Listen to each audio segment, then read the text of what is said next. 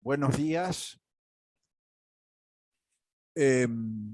Bueno, un poco de un modo introductorio.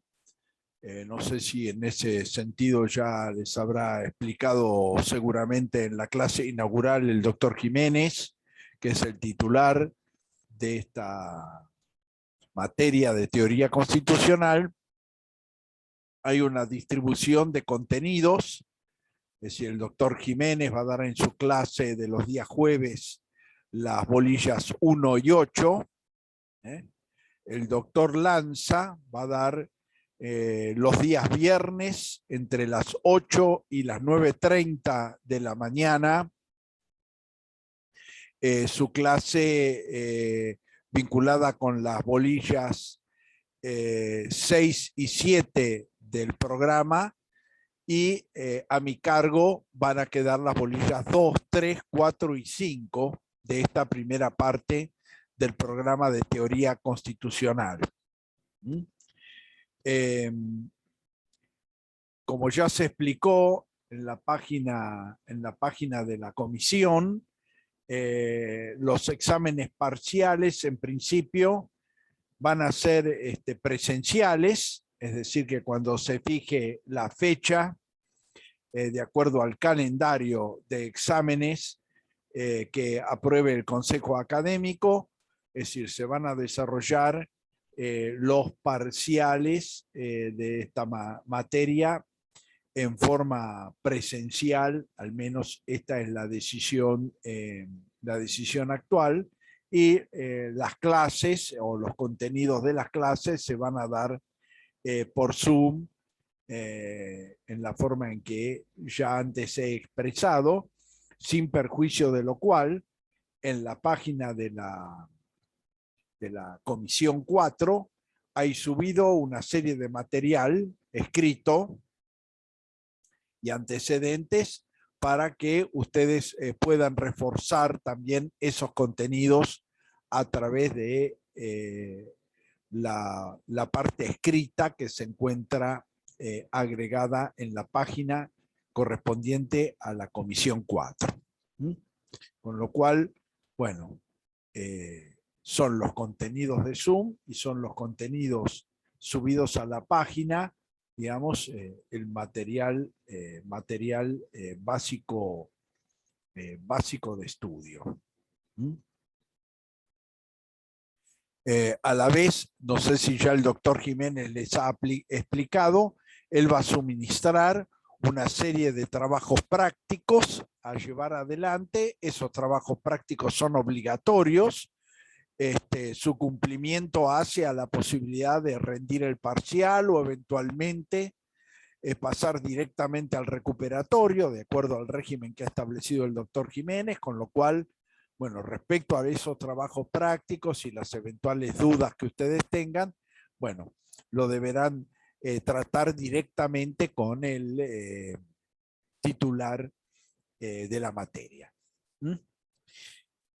Bueno, sin perjuicio de que ustedes tengan alguna otra aclaración o información que requieran, en principio yo voy a comenzar a explicar la bolilla 2 del programa, es decir, la que habla de democracia constitucional, concepciones, contenido formal y sustancial. Y luego la cuestión de la defensa del orden constitucional y la vida democrática. Bueno, en principio,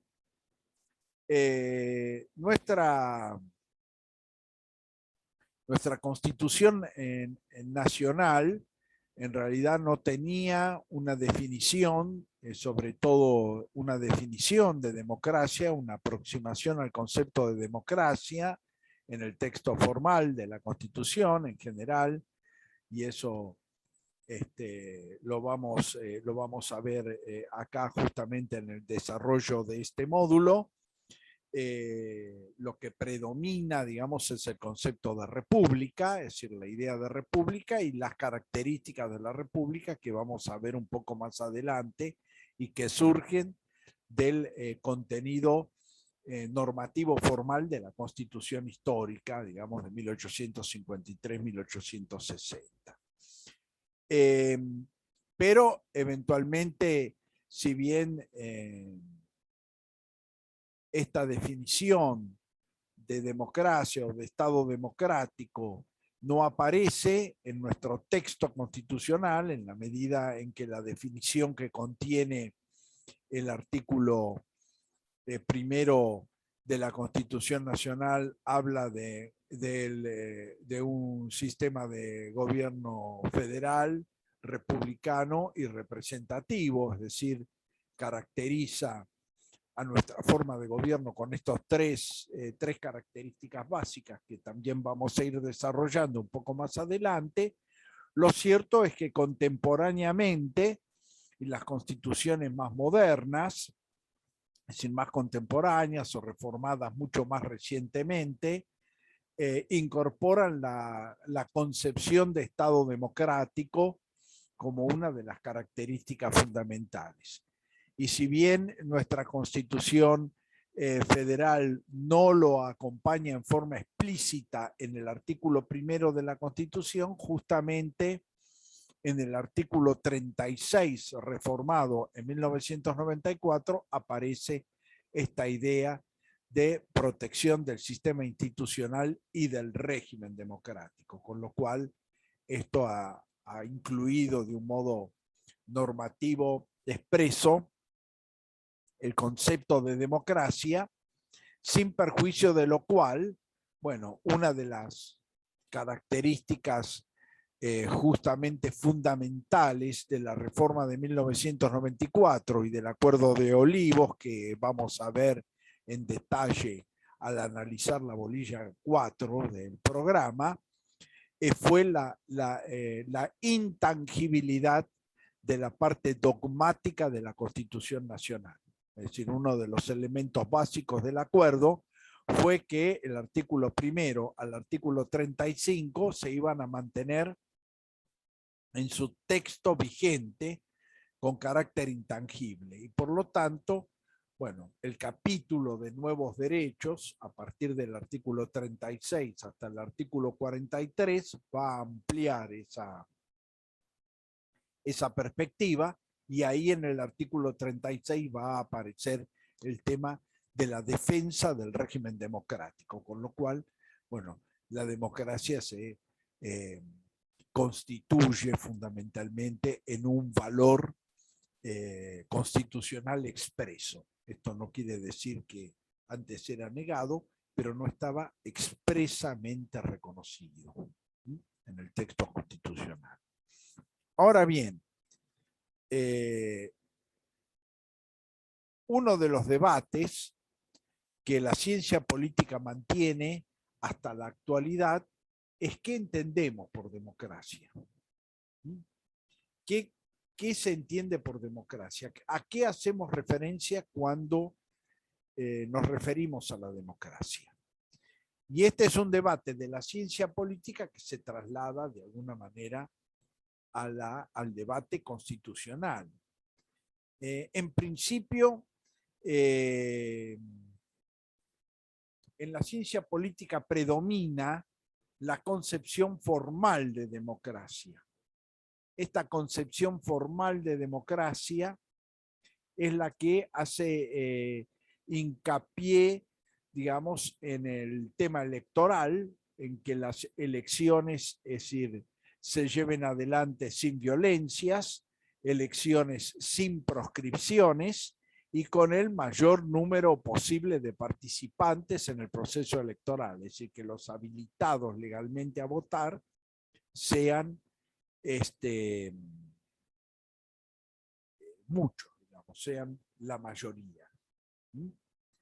Y esta es una de las bases o de las características fundamentales de la llamada democracia. Es decir, se hace hincapié muy fuerte en lo que se denomina la autenticidad de los procesos electorales. Esa autenticidad de los procesos electorales tienen que ver justamente con estas características a las que he hecho referencia.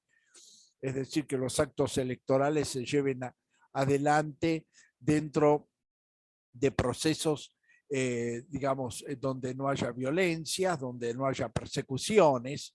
Por lo tanto, en nuestro derecho constitucional se entiende de que no se puede llevar adelante una elección democrática en el marco de la vigencia del estado de sitio. Es decir, esto sería contradictorio, digamos, al cumplimiento de esta característica. Y nosotros tenemos, digamos, el ejemplo institucional en ese sentido de que cuando se hace la elección general en octubre de 1983, es decir, a la salida de la última dictadura militar, lo primero que se resuelve es dejar sin efecto el estado de sitio en el mes de septiembre de ese año. Porque una característica que tuvo todo ese proceso desde la última etapa del gobierno democrático, es decir, 1975 hasta 1983, es que rigió el estado de sitio en la Argentina. Bueno, una de las medidas que se van a adoptar justamente sobre este principio de que no puede haber situaciones de violencia, de persecución, etcétera, es el tema del levantamiento del estado de sitio el mes anterior a la celebración de estas elecciones de carácter general y sobre todo al periodo de campaña preelectoral que se desarrolló en ese momento. Es decir, esta perspectiva de la democracia hace fuertemente, digamos, a la legitimidad y autenticidad de procesos electorales. Esto no solamente refiere a las condiciones en que los procesos electorales se llevan adelante, político-institucionales, sino además frente a la inexistencia de proscripciones, es decir, que no haya partidos políticos proscriptos o que se les impide participar en el proceso electoral, y finalmente lo que tiene que ver con la autenticidad de los resultados. Es decir, que no haya fraudes respecto al cómputo de votos y al resultado final de las elecciones. Y por ende, la mirada de la democracia formal hace hincapié en estos aspectos centrales del proceso electoral y de su resultado y eventualmente de la asunción del gobierno electo y de las autoridades electas. La democracia sustancial, en cambio, no es que desatiende los aspectos formales del régimen político y de los resultados electorales, sino que además hace referencia a la necesidad del logro de determinadas situaciones, es decir, hace hincapié en lo que podemos denominar genéricamente la vigencia efectiva de los derechos humanos. Siempre pongo como ejemplo, porque esto ha sido una cosa, digamos, un momento institucional muy significativo en el proceso de transición democrática en la Argentina, el proceso preelectoral llevado adelante por Raúl Alfonsín, justamente que decía, bueno, con la democracia se educa, con la democracia se come, es decir, que la democracia sirve para la consolidación de derechos fundamentales de la persona. Y por lo tanto ahí tenemos la visión de lo que llamamos democracia sustancial. Es decir, que la democracia no solamente exige elecciones regulares y resultados legítimos, sino además gobiernos que consoliden determinados derechos esenciales fundamentales de la persona. Y esto es lo que centralmente marca la diferencia, digamos, esta que es entre democracia formal y democracia sustancial. Vuelvo a insistir de que el criterio predominante es el de los elementos de la llamada democracia formal. Un concepto de la ciencia política que se ha venido desarrollando durante el siglo XX frente a las disputas respecto a qué entendemos por democracia y cuáles son los alcances reales del término, es el desarrollo de la llamada teoría de la poliarquía. La poliarquía es una conceptualización que va a desarrollar un politólogo norteamericano, Robert Dahl, y que justamente, bueno, se ha caracterizado como la llamada democracia posible. Entonces, para Robert Dahl, bueno, es fundamental de que los procesos electorales sean auténticos, que los procesos electorales no estén teñidos por procesos de proscripción, de proscripciones políticas, por ejemplo, que los resultados sean los resultados auténticos, que, digamos, las personas que acceden al poder por medios no electorales no pueden condicionar la voluntad de los que acceden electoralmente. Esto sería como la relación del presidente de la República con sus ministros, ¿no? Es decir, los ministros no podrían condicionar en última instancia la voluntad o la decisión del presidente de la República, que accede de un modo electoral frente a funcionarios que son colaboradores, digamos, y puestos en ese lugar no de un modo electoral, sino por la propia decisión del titular del Poder Ejecutivo, aunque después, cuando analicemos Poder Ejecutivo en la segunda etapa, vamos a profundizar un poco más sobre el modelo de los ministros de nuestro sistema constitucional federal. Pero, por otra parte, también para darles importante dentro de un régimen democrático la posibilidad de la existencia de la libertad de expresión y del acceso a la información, a que haya posibilidades, digamos, de que cada uno de los sectores políticos involucrados pueda libremente difundir sus ideas, pero que también haya un mecanismo por el cual la ciudadanía, frente a ese poder elegido democráticamente, también tenga un grado de participación. Con lo cual también acá hay que hacer referencia dentro de esta conceptualización de la democracia, además de democracia formal y sustancial, lo que se denomina democracia representativa y democracia participativa, que también es otra distinción o otra diferencia conceptual.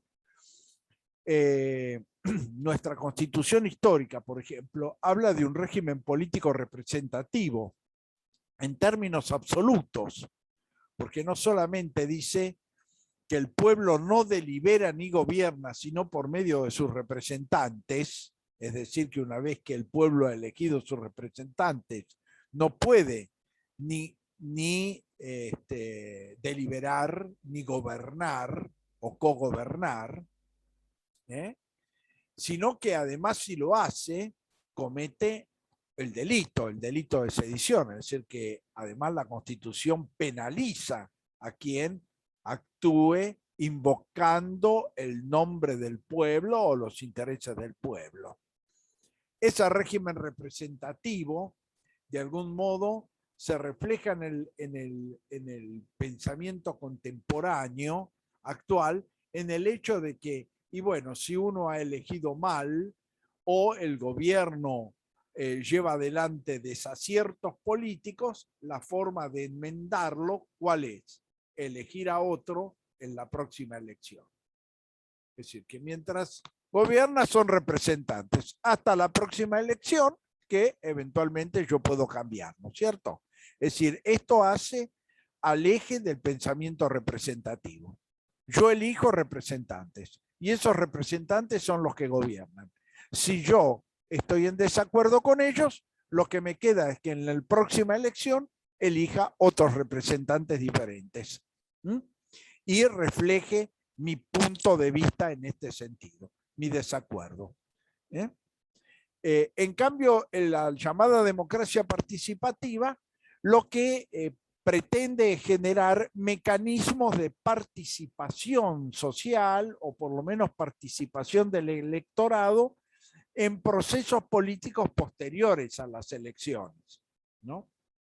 Que serían elecciones de medio término, como son las que se van a desarrollar ahora, o elecciones generales, que es cuando se procede a la elección de presidente y vicepresidente de la República, gobernadores de provincia, etc. Entonces, la democracia participativa lo que marca es la posibilidad de que la ciudadanía tenga un grado de participación o de intervención en la toma de decisiones de esos representantes. Es decir, que el poder de esos representantes no es total y absoluto. Hay que decir que la reforma de 1994 incluyó una serie de instituciones que de alguna manera han producido como una especie de cuña dentro de esta idea de la Constitución histórica de que la democracia es exclusiva y absolutamente representativa. Esta cuña está ejemplificada con la reforma constitucional de 1994 en el capítulo Nuevos Derechos, en los cuales se establece la figura de la consulta popular vinculante, la consulta popular no vinculante y la iniciativa legislativa. Es decir, que son mecanismos, digamos, de participación del electorado en los procesos, en determinados procesos durante el gobierno de los representantes. La consulta popular vinculante puede ser convocada por el Congreso Nacional en relación a un proceso legislativo en curso, es decir, determinar, consultar al electorado si un proyecto de ley debe ser aprobado o desechado. Es decir, esto que en definitiva es un rol de la Cámara de Diputados y de la Cámara de Senadores, es decir, aprobar o desechar o reformar una ley o aprobar o desechar un proyecto de ley, bueno, se traslada a través de la consulta popular vinculante al electorado. Se llama consulta popular vinculante porque el resultado vincula al poder público. Es decir, que si la mayoría dice sí, tiene que ser aprobado el proyecto de ley, el Congreso se ve en la obligación de aprobarlo. Si la mayoría dice no debe ser aprobado, el Congreso adquiere la obligación de no aprobarlo. ¿Entiende? Es decir, se sustituye la voluntad legislativa, de alguna manera, a través de esa consulta. La consulta no vinculante, bueno, como su nombre lo dice, no vincula al poder público que lo convoca. Es decir, es un resultado que en definitiva lo que permite es un testeo de la voluntad de la sociedad frente a determinado proyecto de ley, porque lo puede convocar el Congreso Nacional, o de iniciativa ejecutiva, porque también la puede convocar el presidente de la República. Es decir, el presidente de la República puede convocar a la consulta popular no vinculante. Esta es la segunda alternativa. El proyecto, digamos, si bien antes de la reforma de 1994, la consulta popular no vinculante se llevó a cabo en la Argentina. Es decir, el caso es el tema de la aceptación o no de la mediación papal en materia de conflicto con Chile en el canal de Beagle. Es decir, la Argentina y Chile se habían puesto de acuerdo en fijar la mediación papal para el establecimiento de la resolución de este conflicto de límites en la zona de Beagle. La conclusión fundamental es que, como consecuencia de esa mediación, la Argentina perdía una serie de islas que en principio reivindicaba como propias. Eso generó una discusión interna en el país respecto a si se aprobaba o se desechaba la mediación papal. Raúl Alfonsín recurrió a una consulta popular no vinculante que, por una mayoría abrumadora que superó el 80% del total de los votos emitidos, estuvo a favor de la aprobación. Pero cuando se cuestionó jurisdiccionalmente esa consulta, justamente la Corte Suprema de Justicia de la Nación, en el caso Zaratiegui, dijo que era válida porque no era vinculante. Justamente haciendo hincapié en que la toma de decisiones le corresponde a los representantes y no puede ser trasladado a otros actores políticos diferentes. Entonces, en la medida en que no era vinculante y el poder político mantenía, digamos, la libre decisión de aceptar o rechazar, lo admitió. Para que ustedes vean el peso de la cuestión del sistema democrático representativo, aún contemporáneamente, ¿no es cierto? Estamos hablando de 1985 en la Argentina. Los sistemas participativos, sobre todo los mecanismos de democracia participativa, se han desarrollado más fuertemente en aquellas provincias que han admitido la autonomía municipal. Es decir, la provincia de Buenos Aires es una provincia que no admite la autonomía municipal, es decir, que los municipios no pueden darse su propia carta orgánica y su propia organización. Es decir, la organización municipal la da una ley aprobada por la legislatura de la provincia de Buenos Aires.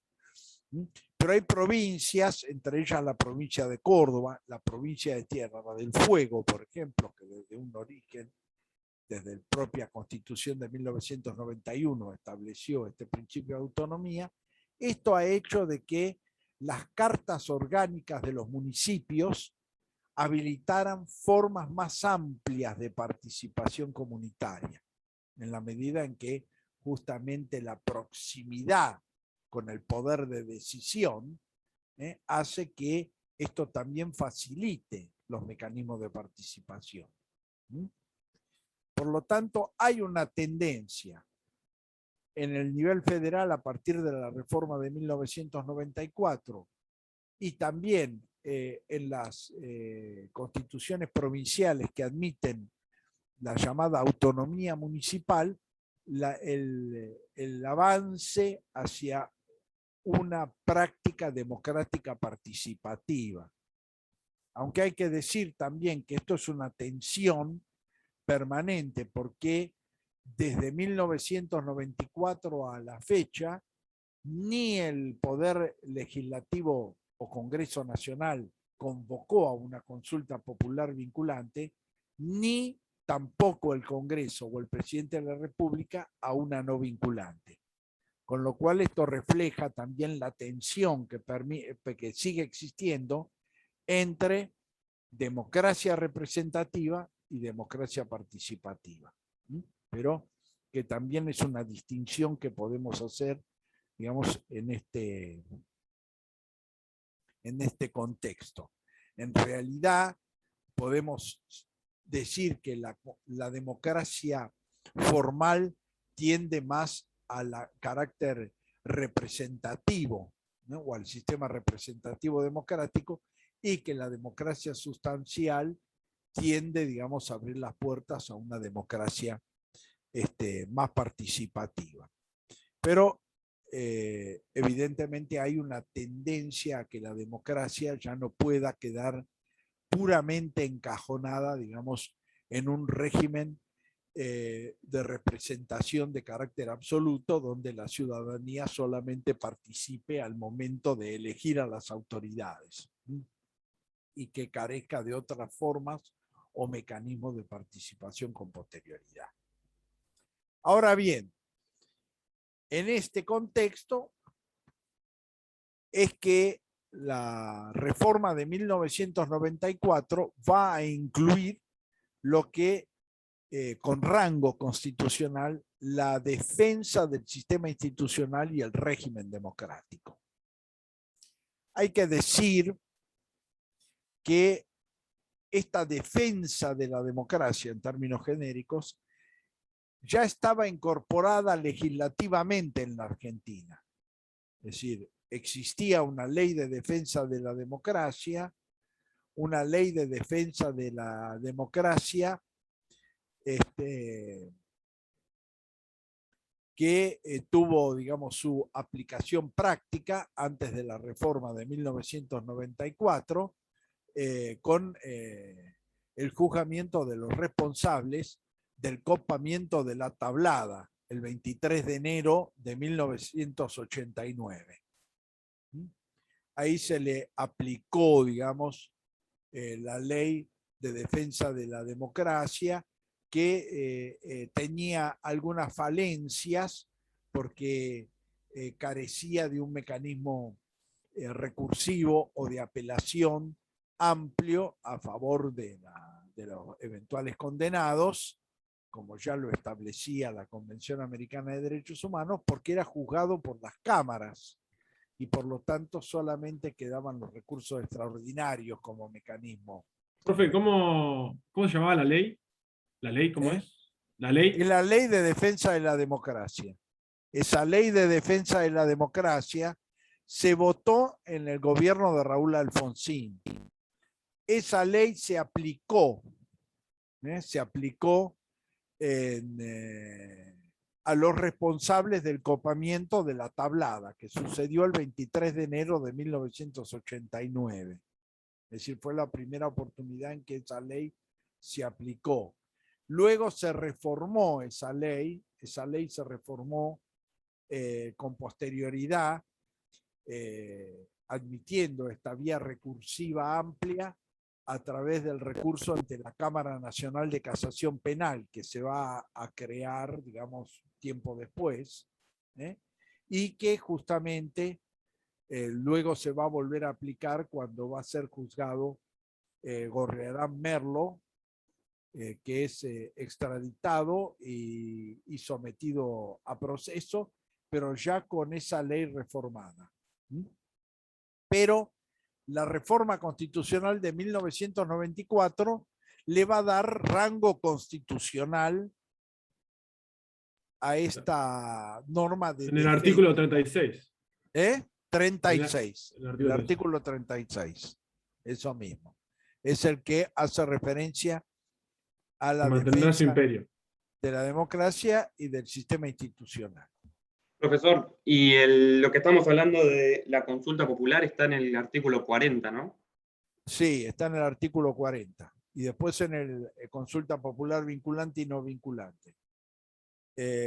Y después está la iniciativa popular, que es la posibilidad, que está en el artículo 39, iniciativa popular, que es la posibilidad de que un conjunto de ciudadanos presente una iniciativa legislativa ante el Congreso. Cosa que la iniciativa legislativa dentro del sistema representativo solamente la tiene los diputados en la Cámara de Diputados, los senadores en la Cámara de Senadores o el presidente de la República como titular del Poder Ejecutivo Nacional. Son los únicos que tienen iniciativa legislativa. Pueden presentar un proyecto que puede ingresar dentro del proceso de tratamiento legislativo.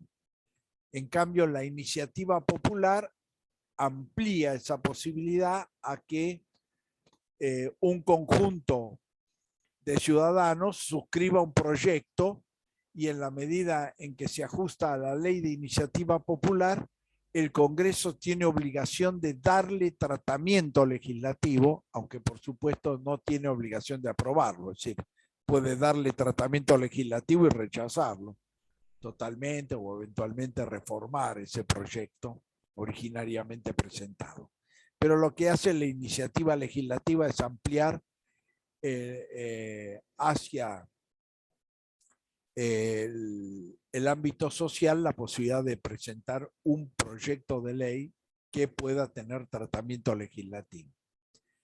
De no ser iniciativa legislativa, si bien el ciudadano puede presentar un proyecto de ley ante la mesa de entradas de la Cámara de Diputados, de la Cámara de Senadores, si ese proyecto no es hecho propio por algún integrante de la Cámara, bueno, el proyecto queda ahí nomás, como tentativa. En cambio, en la iniciativa legislativa, el Congreso adquiere la obligación de darle tratamiento legislativo. Es decir, de darle tratamiento legislativo y resolver su aprobación o su rechazo. Bueno, la defensa, en principio la defensa de la democracia, ¿qué dice? Bueno, el primer párrafo del artículo 36 habla de la interrupción por la fuerza afectando el sistema institucional, es decir, alguno de los poderes del Estado o el régimen democrático, cuando se afecta in totum el sistema constitucional vigente. Es decir, para poner un ejemplo claro, los golpes de Estado, lo llaman porque fue el modelo que se tomó, digamos, para el análisis de este artículo, bueno, significan un ataque al sistema democrático, porque trastoca todo el funcionamiento institucional. Los estatutos revolucionarios se ponen por encima de la Constitución Nacional, los jueces son declarados en comisión, se destituye de hecho a los integrantes de la Corte Suprema de Justicia de la Nación y se los reemplaza por otros, se clausura el funcionamiento del Congreso y el presidente de la República asume funciones ejecutivas de facto, ejecutivas y legislativas. Es decir, todo eso trastoca el sistema democrático como un todo. En cambio, si se afectara el funcionamiento de uno de los poderes del Estado, por ejemplo, bueno, esto podría eventualmente constituir un ataque al régimen institucional, a un aspecto del régimen institucional. Ahora bien, ¿qué dice el artículo 36? Bueno, hace una afirmación que dice que la Constitución no pierde su imperio, pero pierde su observancia. Mantiene su imperio, pero pierde su observancia. ¿Por qué aparece este primer dispositivo en la Constitución? Porque cuando se va a discutir el artículo 36, aparecía una contradicción, y es que la propia Constitución admitiera su no vigencia. Cuando, y eso lo vamos a ver luego en la bolilla siguiente, la supremacía constitucional es un principio de carácter general que hace que la Constitución tenga supremacía por todo el orden normativo institucional del país. Y que eventualmente esa supremacía no se puede perder, y mucho menos se puede perder por actos de fuerza.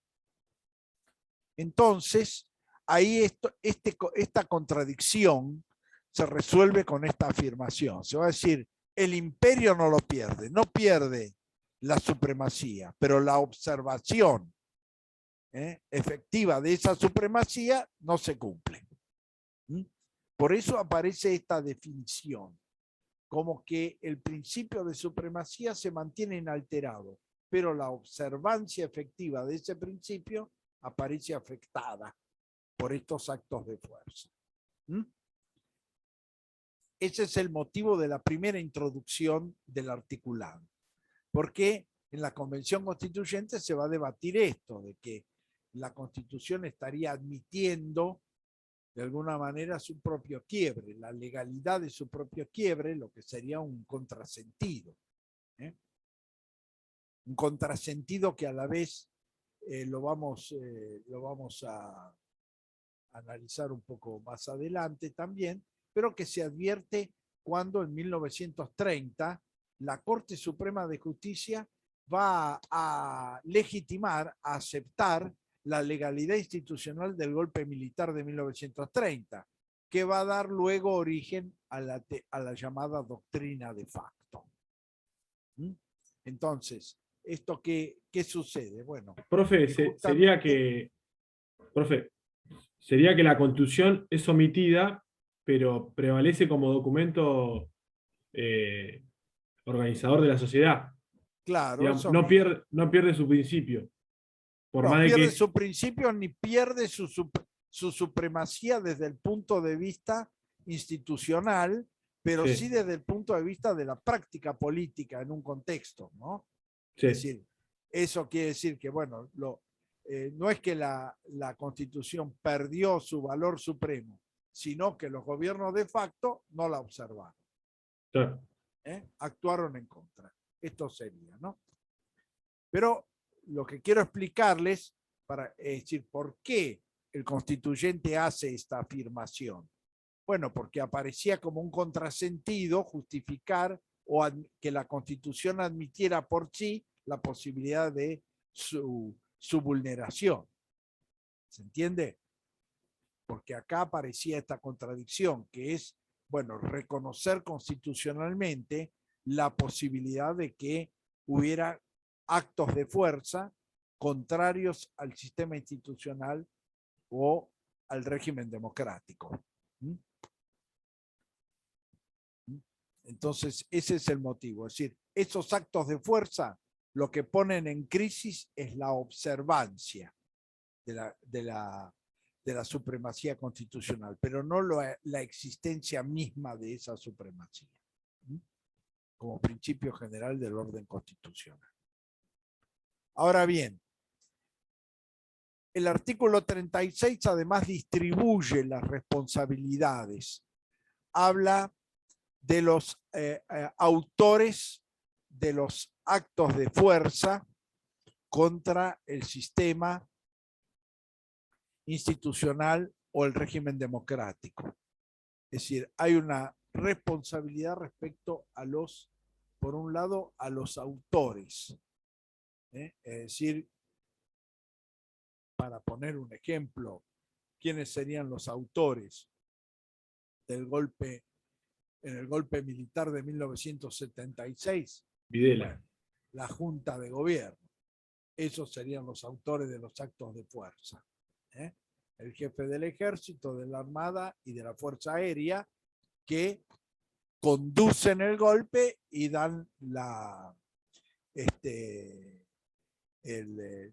destitución o el desplazamiento de los funcionarios legítimamente electos. Entonces, ahí habría un primer nivel de responsabilidad, los autores de los actos de fuerza. El segundo nivel de responsabilidad es el de los usurpadores de funciones. ¿Quiénes son los usurpadores de funciones? Bueno, son aquellos que ocupan cargos electivos por la voluntad sola y exclusiva de los autores de los actos de fuerza, es decir, Los son los cómplices. comandantes en jefe los que designan gobernador, designan intendente municipal, etc. Designan distintas funciones de cargos que son electivos, constitucionalmente hablando, pero que se los coloca por la fuerza, por la sola voluntad de los autores de los actos de fuerza. Entonces ahí se establecen dos tipos de responsabilidad. Los autores de los actos de fuerza por un lado y por el otro los usurpadores de funciones. El tratamiento que hace entre estas dos características ha generado algunos debates en la interpretación del artículo 36. Porque el artículo 36 dice que esos responsables no van a poder ser objeto ni de conmutación de la pena ni de indulto, pero nada se dice respecto a la amnistía. Es decir, no se prohíbe la amnistía, se prohíbe el indulto y la conmutación de pena. Entonces ahí aparecería una primera contradicción. ¿Por qué? Porque la amnistía es el perdón más amplio. Es decir, la amnistía la otorga el Congreso Nacional y no solamente perdona la responsabilidad, quita carácter delictivo a la conducta. Es decir, cuando el Congreso amnistía por ejemplo, un homicidio, el homicidio simple por un periodo, del 1 de enero de 1980 al 1 de enero de 1990. Bueno, yo pongo una amnistía general de ese tipo. Todo presunto autor de homicidio deja de cometer un delito, porque el homicidio deja de ser delito. El indulto indulta la pena, pero no el carácter delictivo del delito. Es decir, se sigue siendo autor del delito, pero no se paga las consecuencias penales de esa autoría. Y la conmutación de pena reduce la pena aplicada judicialmente. Entonces, el indulto y la conmutación de pena son perdones menores, digamos, para decirlo de alguna manera, frente a la amnistía, que es el perdón mayor, más amplio. Y la amnistía no aparece expresamente prohibida. Una parte de la doctrina, un poco aplicando también la interpretación del artículo 29 de la Constitución Nacional, es decir, al interpretar ese artículo, que justamente habla del delito de sedición, una parte de la doctrina sostiene que los delitos constitucionales no son amnistiables. Es decir, que si el delito está establecido en la Constitución no es amnistiable. Eso lo había dicho con respecto al artículo 29. Entonces, como los actos de fuerza y la usurpación de funciones son delitos constitucionales, a partir de 1994 tampoco podrían ser amnistiados. Pero aparece un vacío que es poco explicable, digamos, porque la cosa hubiera sido mucho más sencilla si se prohibía expresamente amnistía, indulto y conmutación de pena. Esta es una cuestión. La otra cuestión que también da lugar a cierto debate es que cuando se habla de la responsabilidad de los usurpadores de funciones, se habla de responsabilidades civiles y también responsabilidades penales, y además se sostiene la imprescriptibilidad de las acciones respectivas. ¿Por qué? Porque evidentemente, bueno, un principio propio del derecho penal, pero que también es del derecho civil y del derecho laboral, es decir, del derecho en general, es la prescripción de la acción, es decir, el tiempo para demandar. El tiempo para demandar. Entonces, bueno, En el caso del derecho penal, esto establece un término que es la pena mayor prevista para el delito o hasta 12 años si es prisión perpetua o superior. El plazo máximo de prescripción son 12 años. Si un delito se ha cometido y ha pasado el plazo de prescripción, yo no puedo iniciar las acciones penales para lograr su sanción. Entonces, ¿por qué se pone la imprescriptibilidad? Y bueno, porque una dictadura puede durar 30 años, por ejemplo, o 10, o 15, o 20. Y evidentemente todos los delitos cometidos estarían prescriptos por el solo transcurso del tiempo frente a la imposibilidad de demandar por la propia situación de excepcionalidad institucional que se está viviendo. Entonces, por eso el artículo 36 habla de la imprescriptibilidad, pero lo hace no con respecto a los autores de los actos de fuerza, sino con relación a los usurpadores de funciones, lo que también aparece como una especie de contradicción, ¿no? Porque esta imprescriptibilidad debería afectar ambas responsabilidades. Claro, lo que estoy viendo es que se le da mayor castigo a los usurpadores que a los autores, por lo que dice la Constitución. Bueno, por eso, es decir, ahí habría esa cuestión. Claramente, por ejemplo, no se define responsabilidad civil respecto a los autores de los actos de fuerza, pero sí se define claramente con respecto a los usurpadores, con lo cual el ámbito de responsabilidad aparece más ampliamente desarrollado en forma expresa respecto a los usurpadores que respecto a los autores de los actos de fuerza, ¿no? Sí, Cuando es raro, el usurpador solo puede usurpar gracias sí, a los gracias actos de autor. fuerza. Sí, gracias al autor. Gracias a los autores. Sí, claro, gracias a los autores.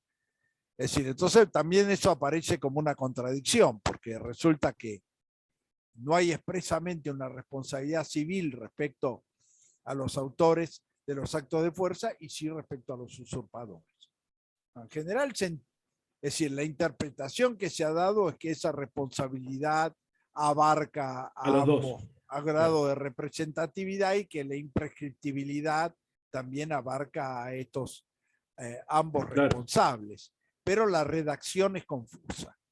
Es decir, la redacción no es precisa. Claro.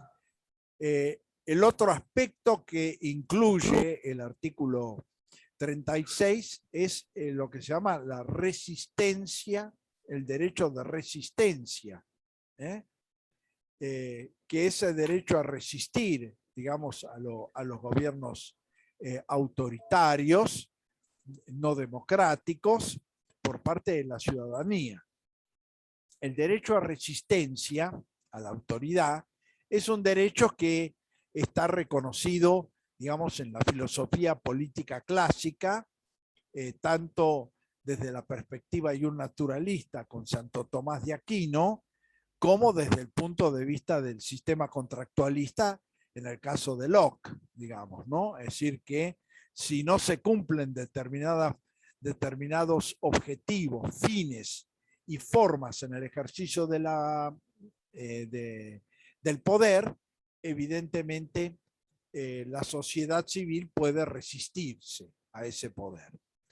Bueno, una de las cuestiones que se ha debatido es que ese derecho a resistencia tiene, digamos, dos aspectos, dos prácticas institucionales, que es la resistencia pacífica, por un lado, que sería resistencia por formas no armadas, digamos, el ejemplo clásico que se da es la resistencia de Mahatma Gandhi en India frente a la ocupación británica, para el reconocimiento de la independencia de India, o puede ser armada, es decir, la resistencia armada, que de alguna manera, en el caso particular de la Argentina, el origen de las organizaciones armadas se va a hacer inicialmente en el contexto de la dictadura militar que va a gobernar el país entre 1966 y 1973.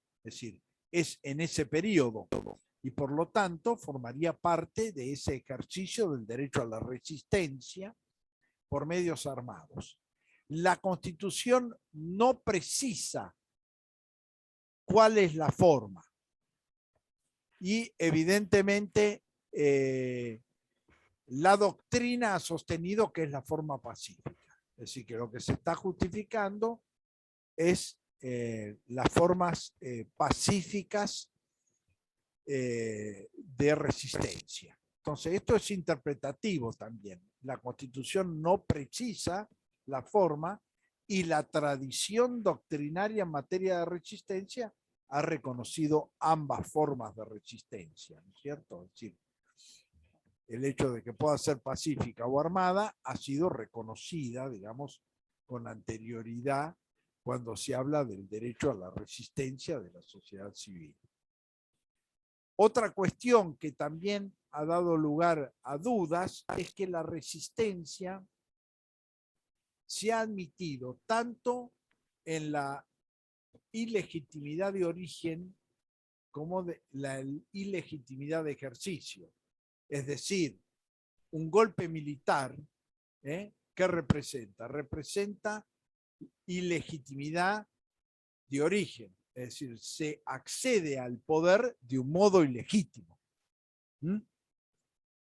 Pero puede resultar de que un gobierno que accede al poder democráticamente, sus prácticas políticas posteriores sean antidemocráticas o autoritarias y también puedan generar el derecho a la resistencia.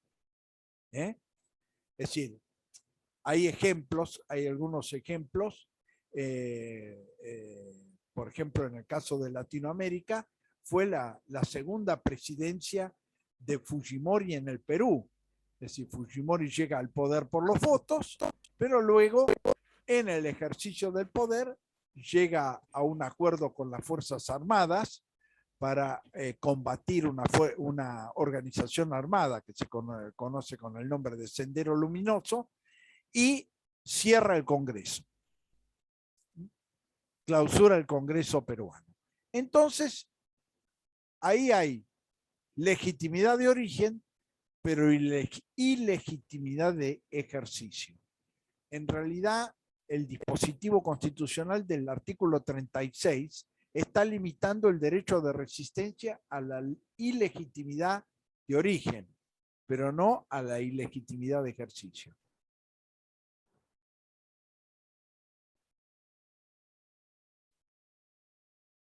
Bueno, acá me hacen una pregunta que voy a contestar.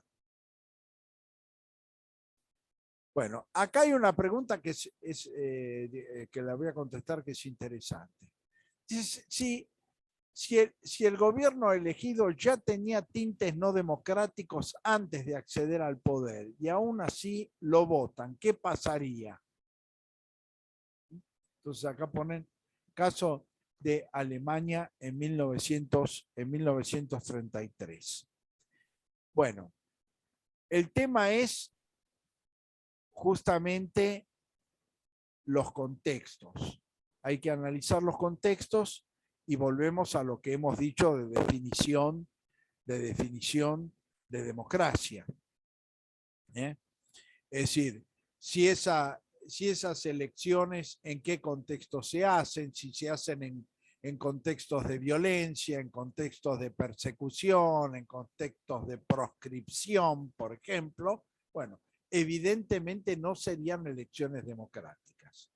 Es decir, que ahí hay que marcar o analizar en los contextos. Por ejemplo, desde el punto de vista de la poliarquía, el concepto de poliarquía que yo expliqué, la elección de Arturo Frondizi como presidente de la República o la de Arturo Illia como presidente de la República no se correspondían con los principios de la poliarquía.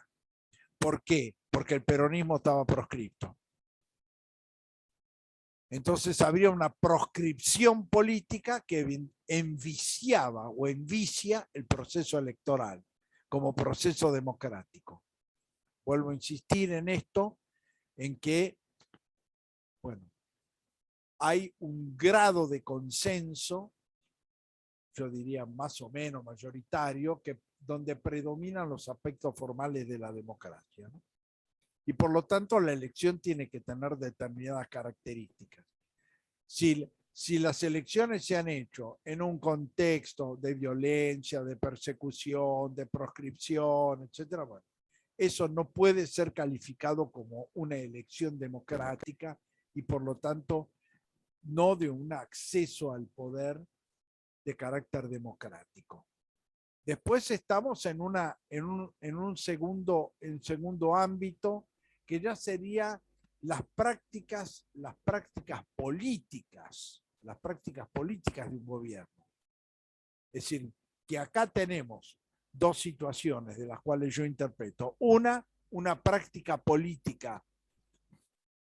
Vamos a ir a un caso argentino bien claro, para que ustedes digan, bueno, un sector importante de la política argentina ha dicho, bueno, que el peronismo ha tenido determinadas conductas no del todo democráticas, con algunos tintes autoritarios. Ahora, en 1952 Perón es reelegido presidente de la República. Entonces, ¿esto qué significa? Bueno, significa que una mayoría de la sociedad no comparte ese punto de vista. Esa es la realidad. Es decir, no es que está eligiendo un dictador, sino que lo que está decidiendo es que evidentemente esas críticas, bueno, no son compartidas por la mayoría del electorado. Esto es una situación. Es decir, yo creo que el carácter, si estamos frente a una elección libre, sin proscripciones, por supuesto, vuelvo a insistir en esto, ¿no? Pero si en el marco de ese tipo de elecciones hay reproches respecto a la conducta de una fuerza política en el gobierno y la mayoría igualmente acepta o renueva esa función, ese poder, bueno, quiere decir que esa mayoría no comparte. Es decir, no se puede interpretar como que vota una dictadura, no.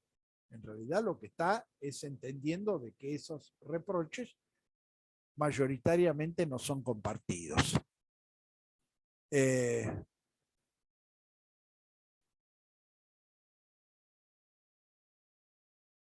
Bueno, eso lo voy a explicar después. Bueno, voy a cerrar esto con otra explicación. Otra situación es lo que vimos antes, es decir, se accede democráticamente, pero después se llevan adelante prácticas claramente antidemocráticas, ¿no? Como puse lo de Fujimori. Entonces hay una ilegitimidad de ejercicio. Una situación similar para que se ha ido parangonando de alguna manera, se ha dado, por ejemplo, con el gobierno democrático a partir de la muerte del general Perón, el 1 de junio de 1974.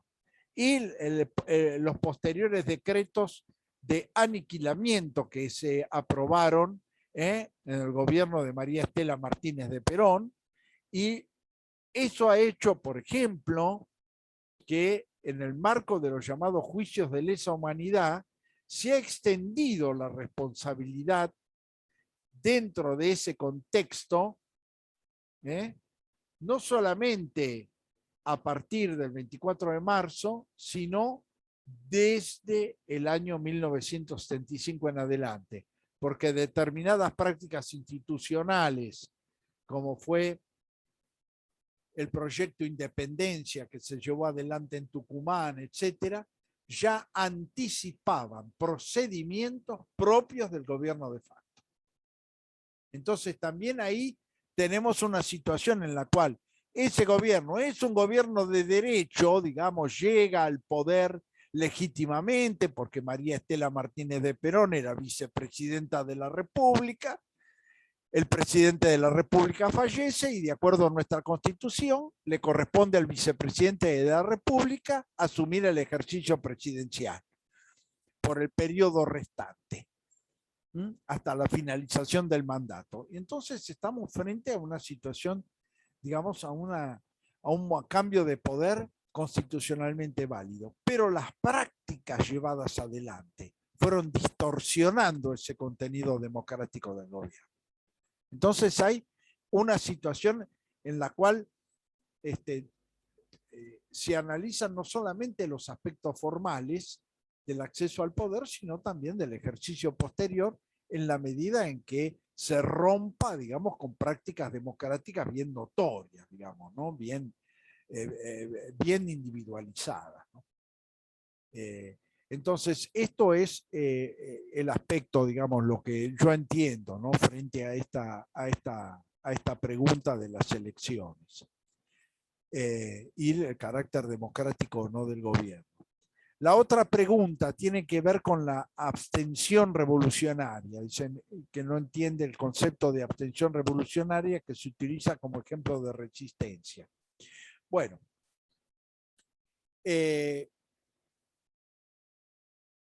la abstención revolucionaria, es decir, la abstención revolucionaria fue una decisión política del radicalismo, que llevó adelante el radicalismo entre 1890 y 1912, es decir, hasta que se sanciona la ley Sáenz Peña. ¿Por qué se habla de abstención revolucionaria? Bueno, porque son dos elementos que se complementan. El radicalismo se abstuvo de participar en las elecciones, es decir, a pesar de que quedó constituido como fuerza política, sobre todo a partir de 1890 en adelante, se abstuvo, por eso se habla de abstención. Se abstuvo de participar en las elecciones políticas que se entendían eran elecciones fraudulentas, es decir, que no reflejaban la voluntad popular y lo que después Hipólito Yrigoyen calificó como el régimen. Pero además es revolucionaria, ¿por qué? Porque el radicalismo llevó adelante en ese periodo 3 revoluciones, 3 levantamientos armados. La revolución de 1890, por un lado, la revolución que la llevó adelante Leandro N. Alem, la revolución de 1893, que llevó adelante Aristóbulo del Valle, es decir, que el dirigente fundamental fue Aristóbulo del Valle, y finalmente la revolución de 1905, que fue la que lideró Hipólito Yrigoyen. Entonces, hay levantamientos armados que fracasaron, digamos, desde el punto de vista, desde esa perspectiva.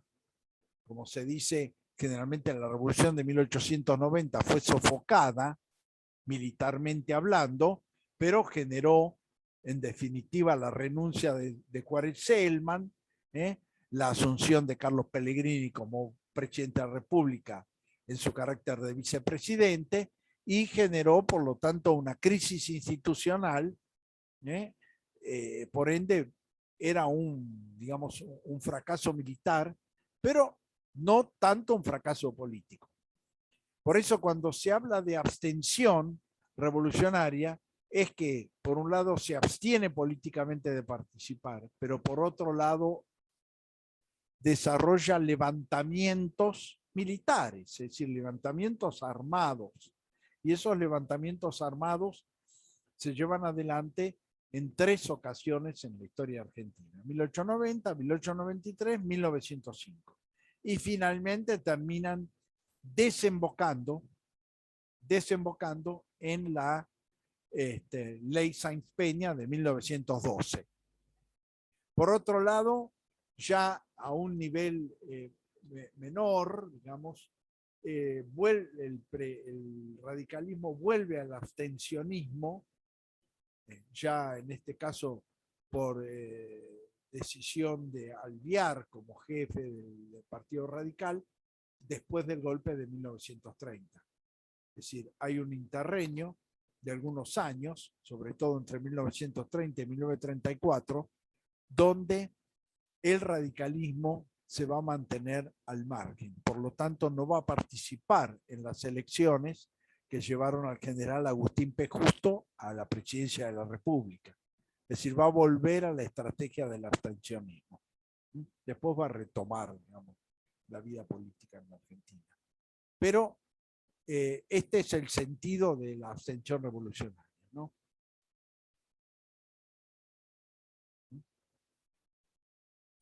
Bueno, explicadas estas dos cuestiones, voy a ir un poco a cerrar el tema del artículo 36. Es decir, el artículo 36, además de establecer la responsabilidad de los autores de los actos de fuerza, la responsabilidad de los usurpadores de funciones y el tema de la resistencia, también fija un principio básico que también ha sido difícil de materializar en la práctica, ¿no? Aunque legislativamente se ha ido regulando, que es la ética en el ejercicio de la función pública. Las reglas de ética en el ejercicio de la función pública. Y esto ha tenido, digamos, se llama su materialización, ha llevado, digamos, a una serie de dificultades en la práctica.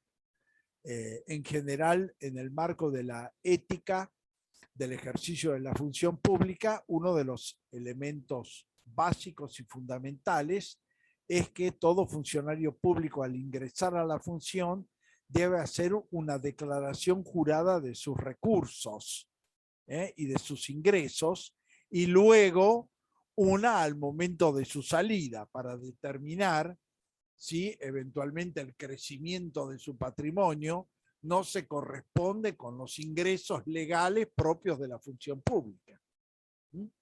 Entonces, ahí es un mecanismo de contralor que muchas veces ha dado dificultades en el sentido de que, por ejemplo, en el propio Poder Judicial hay cierta resistencia de hacer públicos los datos, porque dicen que de esa manera se conocerían los recursos, las cuentas que tienen, y eso podría poner en riesgo su propio patrimonio, porque a la vez lo que hace el control, ese control, tiene que ser, digamos, un control ciudadano. Pero muchas veces los funcionarios no dan públicamente, es decir, a la ciudadanía, cuáles son sus recursos y en qué condiciones patrimoniales acceden al poder. Entonces, muchas veces ese control ciudadano de las conductas éticas en el ejercicio de la función pública resultan difíciles, porque no hay una amplia difusión de esas declaraciones juradas y de las condiciones económicas en las cuales se accede al poder o eventualmente se sale del poder en un momento determinado. Y por otro lado, el otro aspecto, que siempre es un aspecto difícil, es el tema de los recursos de los partidos políticos. Es decir, hay una obligación ética de difundir los recursos, es decir, saber cuáles son el origen de los recursos y eventualmente establecer el destino de esos recursos políticos recibidos. ¿Por qué? Evidentemente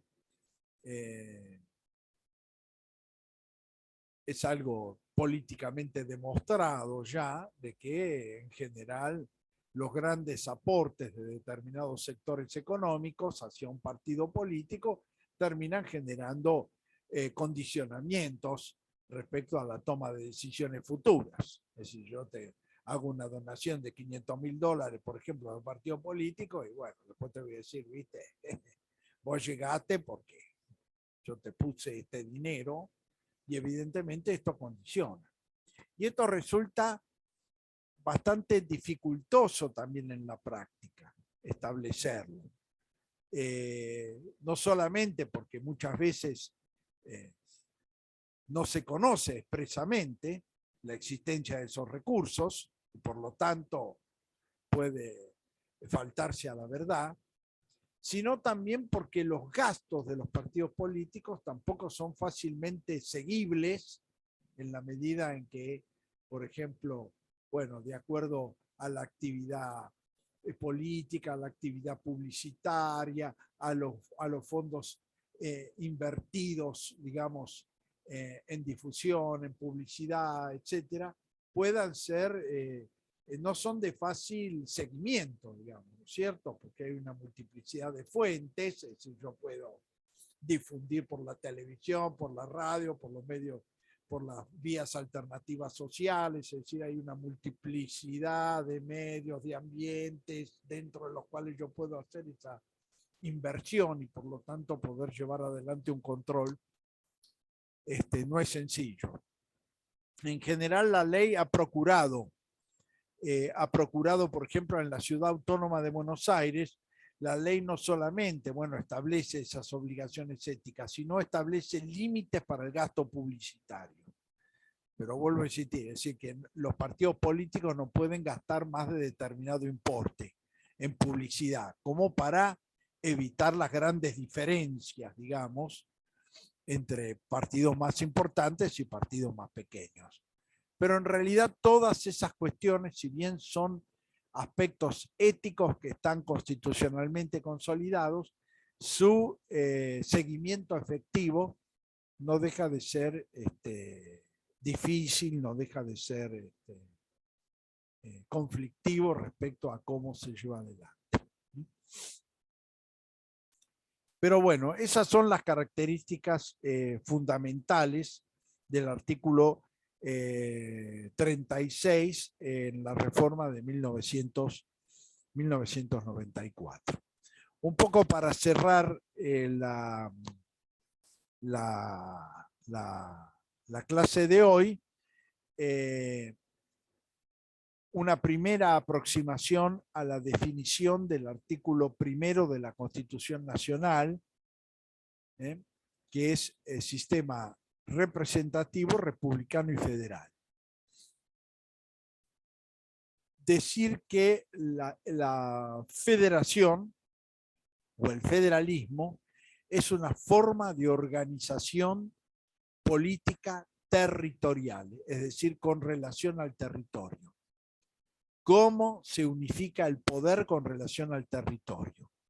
Es decir, en los sistemas unitarios, ¿qué significa? Que el territorio es único y el poder es único.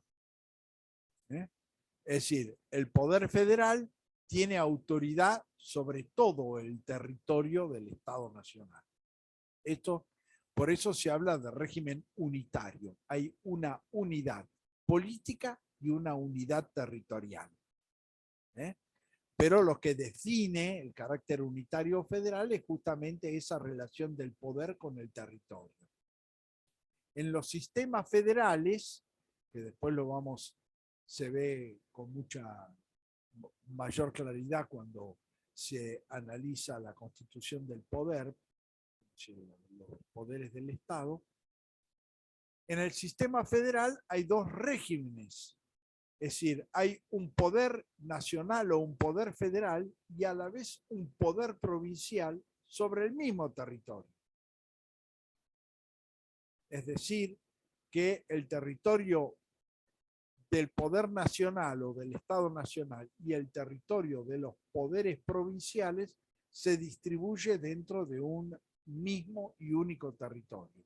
Entonces lo que hay es una división del poder. Dentro del federalismo hay como dos tipos de poderes. Los poderes provinciales por un lado y los poderes nacionales por otro. En general, los sistemas federales parten de un principio histórico fundamental, que es el que partió la Constitución de los Estados Unidos y la Constitución argentina, la preexistencia de las provincias. Las provincias preexisten. Es decir, las colonias, las famosas 13 colonias originarias, preexistieron a la Constitución del Estado Federal de los Estados Unidos. Las 14 provincias argentinas, que fueron las primeras, las provincias originarias, preexistieron a la existencia del Estado Nacional. Y por lo tanto son regímenes constitucionales que a partir de esa preexistencia, el Estado Nacional se constituye a partir de las funciones o las atribuciones que las provincias le conceden. Es decir, las provincias tienen todo el poder. Pero en el régimen constitucional de 1853 otorgan parte de ese poder al Estado Nacional. Es decir, el poder del Estado Nacional se hace por cesión de las provincias. La cesión de las provincias. Entonces, el Estado Nacional es una consecuencia de la voluntad de las provincias a favor de su constitución y de la generación de sus atribuciones. Es decir, mientras las provincias eran autónomas hasta 1853, eventualmente podían dictar todo tipo de legislación. Códigos de fondo, forma, etcétera, todo tipo de legislación podía ser dictado por las provincias. A partir de 1853 hay una distribución. Al Estado Nacional, por decisión de las provincias, le va a corresponder el dictado de los códigos de fondo, Código Civil y Comercial, Penal, leyes laborales, etcétera, y a las provincias las leyes de forma, códigos procesales, civiles y comerciales, penales, laborales, etcétera. Es decir, se produce una distribución. Y esa distribución es también una distribución territorial. ¿Por qué? Porque las normas del Estado Nacional rigen en todo el territorio y las de la provincia exclusivamente en el territorio de la provincia. Pero en la provincia de Buenos Aires convive el poder nacional con el poder provincial a través de la distribución de competencias. Entonces, por eso se dice que el federalismo es un sistema de distribución territorial. Lo que fija un régimen unitario o un régimen federal es cómo se distribuye territorialmente el poder. ¿Sí? ¿Me va a consultar algo o no?